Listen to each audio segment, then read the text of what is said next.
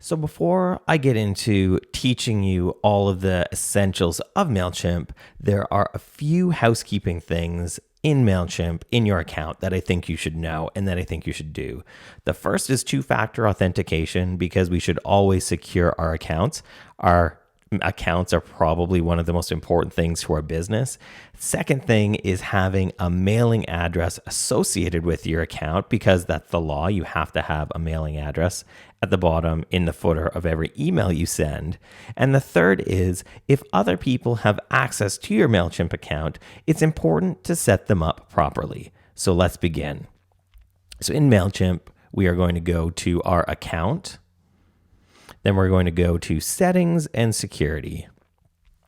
And here, what we're going to do is enable two-factor authentication.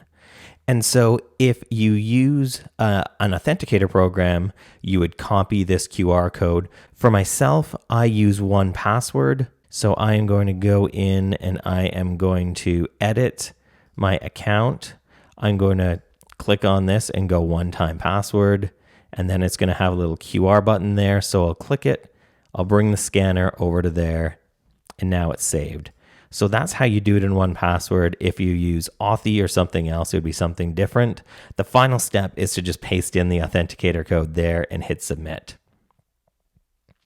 So now we have secured our account. The next thing we want to do is make sure that we have a mailing address in our account because that's what will show up on the bottom of the emails that we send. So if we go to settings, contact details, and we scroll down, we'll see that there's a mailing address here. If there wasn't, we could click edit. I will note that myself and a lot of people, we don't want our home addresses to show up in the contact information in the footer of every email.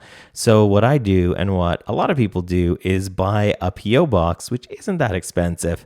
And then you put the PO box contact information in here, and that saves you having to give your home address in the bottom of every email. So if that looks good, we can hit save. The next thing we want to do is go to settings and users.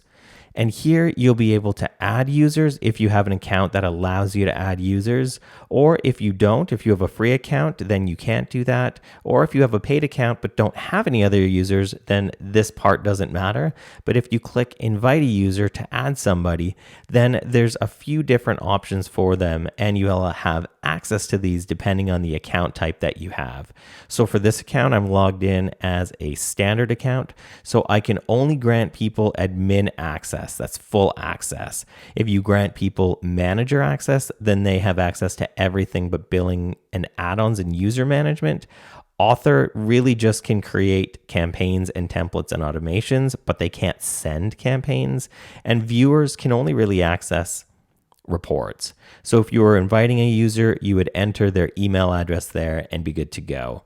The final thing, the bonus thing that a lot of people don't know about is that you can export all of your data in Mailchimp anytime you want, but you can only do it once a day. So if you go to settings and manage my data, here you'll see that you can create a backup, and the backup will be CSV files that contain campaigns, subscriber lists, reports, basically anything you've done in your Mailchimp account. Sometimes it's good to have a backup. Maybe you're leaving Mailchimp for somewhere else.